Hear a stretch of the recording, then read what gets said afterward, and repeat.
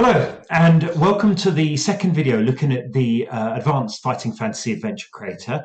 This shortish video is aimed at both directors and shows how we can create an adventure for a group of heroes using the system. But it's also aimed at solo players and showing how the same resources, the same tables, the same systems can be used to create that solo adventure. And in the next video, we'll look at how we can play through the adventure using the book, but this first one will focus more on creating the actual adventure. So I will hand you over to Dan for an explanation. Right. Thank you, Graham. So in order to get going with our adventures, the first thing we need to do is obviously to create a hero. We've created some heroes using the standard rules that you'll find in the AFF, the core rulebook. There's an example of one which they're sort of detailed out in chapter 3 of this book, and we use them as heroes throughout the book to show examples of how the rules work. So rather than just saying this is how the rules work, we have specific heroes where we use them to illustrate what we're trying to get across. This one is Initiate Cellist, so it's a dwarven cleric, and as I say, it's created using the standard rules given in the rulebook, given in the core rulebook, and on top of that, in our book, the Adventure Creator, there's also a chapter on political systems and social status and things like that, where we've delved into a little bit of hero backgrounds and some other things that may have happened to your hero in the past to help you get more of an idea of what sort of person they are. So you can include those at this point when you're creating your hero to give you a bit of a more in-depth feeling. For this hero, turning to chapter 7, we look on table 7.4.1, which is in there, which is about hero backgrounds, and then just roll a couple of dice, and that tells us that in this case, Initiate Cellist was contacted by one of her ancestors and can call on her ancestor once a day to try and get some advice. So it's a little things like that that can have a little effect on gameplay and help sort of build up the hero. And also in that chapter, it talks about what sort of what sort of groups you might want your hero to be a part of. Not their job, but more sort of their calling and factions. So they're peers, and obviously with a cleric, it will be religious. So she'll be part of the church.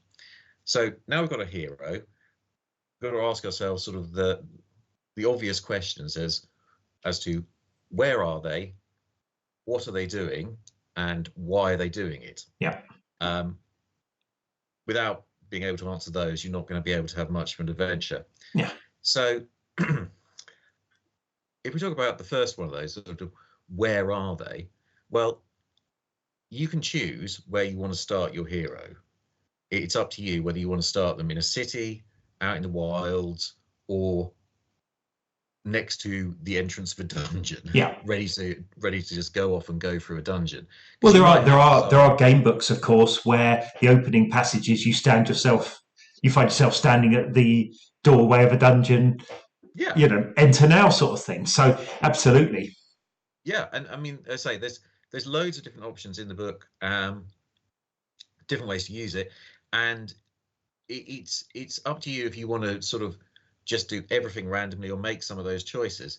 So you can roll to see where you start, or you can just go, right, I want to start in a city, so we're going to start with the city. In this case, that's what we're going to do, because a lot of the book is concerned with sort of cities and settlements and working out how to do adventures in that, and I think it's quite useful to start off with that to illustrate how parts of the book work. So that's the where, and then the next question is, what are they doing and why are they doing it? So what we've done in chapter 9 is look at villains, and we've provided a table to allow you to roll to find out who your opponent is, what the villain of the piece is, because obviously without a villain, without an opponent, there's no particular reason for No. a hero to go and start being a hero. Of course, they can wander the world. That's perfectly okay. Yeah. Wander the world and see what they find.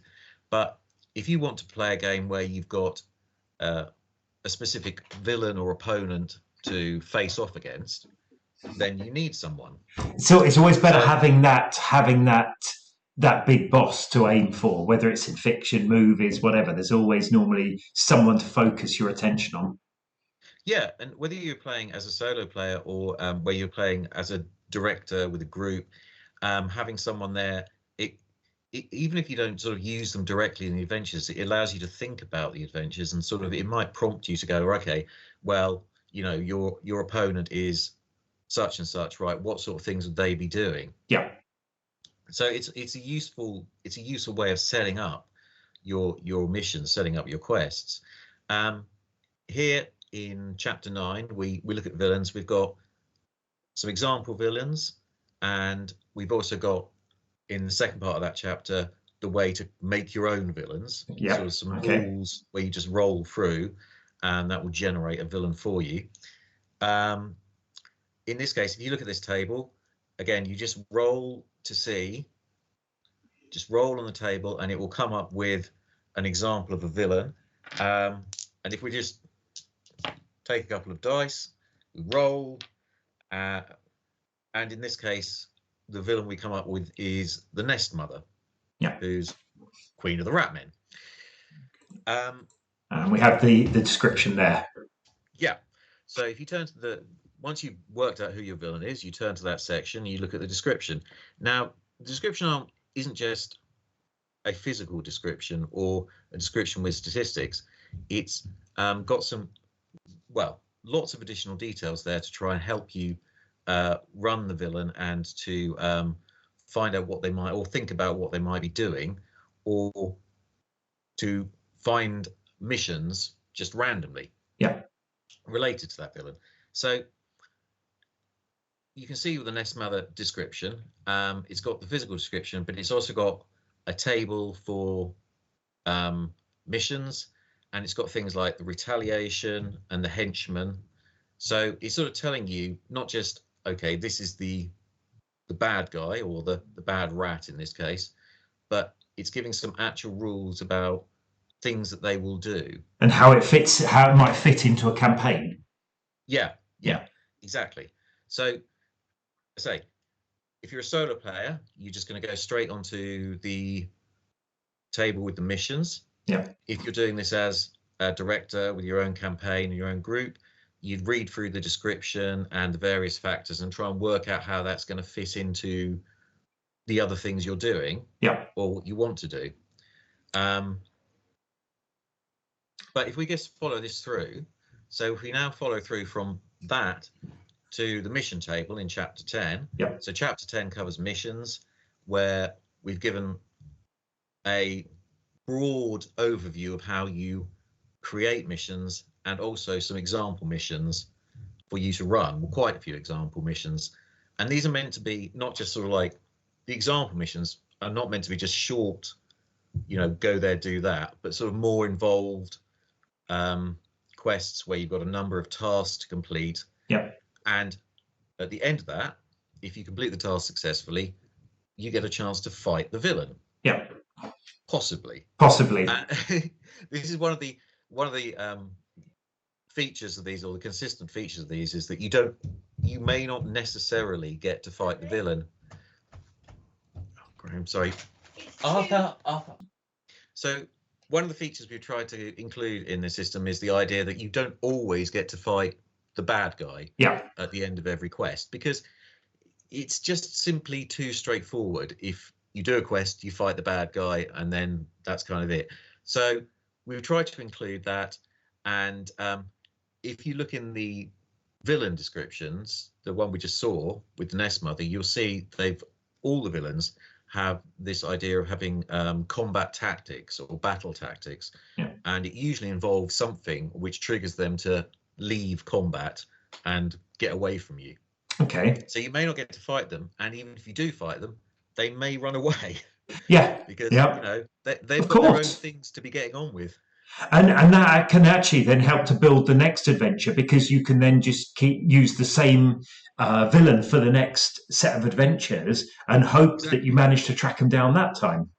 Exactly. So, you have to sort of work through the process of keep tracking them down until you finally get them. Yes. And once you've fought them a couple of times, you might work out some tactics to do that, depending on your character. Yeah. So that's basically how you set up and get started. You create your hero, find a villain, and then that generates a mission for you. Yeah. And then once you've got that, and obviously you can roll to see where you start, whether you start at a city or a wilderness or, by a dungeon. But once you have those things, you've got the where am I, what am I doing, and Yeah. why am I doing it? Yeah. The important thing is to set the campaign up. Yeah. Yeah.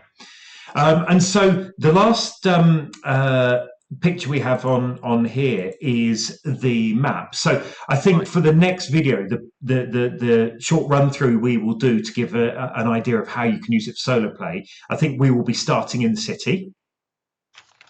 Yep. Yes, indeed. So yeah, so I say the where, it's up to you to choose or to roll, and then we'll work through this and we'll show you how you use these maps. Yeah. And if we choose to start in the city, then yeah, you can go from there. Yeah, fantastic. Right, well, thank you. So we will try and get that video done in the next couple of days before the Kickstarter ends.